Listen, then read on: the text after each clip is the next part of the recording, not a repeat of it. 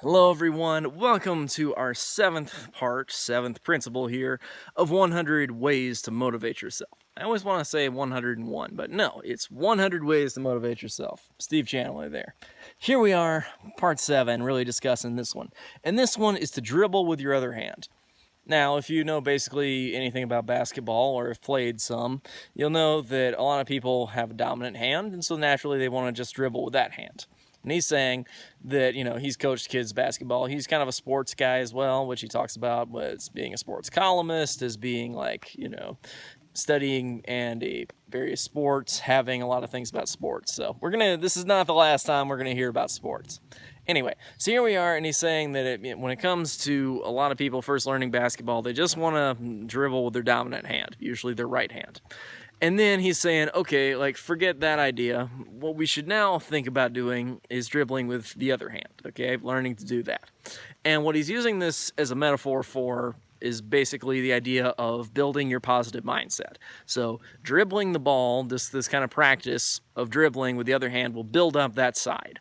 And so he's really saying a lot of people are naturally just very negative and they want to keep dribbling with that side. And he's saying, no.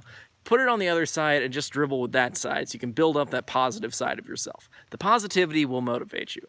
And this is so true, okay? It is really not that difficult to reprogram the subconscious mind. It's just we've been given such a bad program by normally our society and our parents, our culture, all that kind of stuff. And I wouldn't blame anybody because blame's just going to make things worse. That's a fearful, negative emotion. It takes the power away from you instead of giving you more power.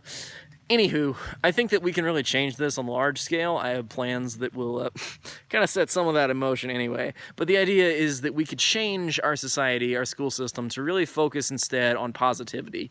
That we can get people to naturally have this inclination to be positive from the beginning instead of building up this guilt side and the fear and the perfectionism. All these fearful emotions our society just kind of dumps on everybody, and then it's like, how come you guys aren't successful already? Because you dumped us with negative mindsets, and negative mindsets are not going to work. Anywho, so aside from blame, just like explaining the situation, the idea really here is that we can build up our positive side just by logging enough bounces, which I have done successfully, and I know you guys can do it too, and I think it's really just a process of, once again, logging enough of the bounces. Play enough ball and you'll get better at it.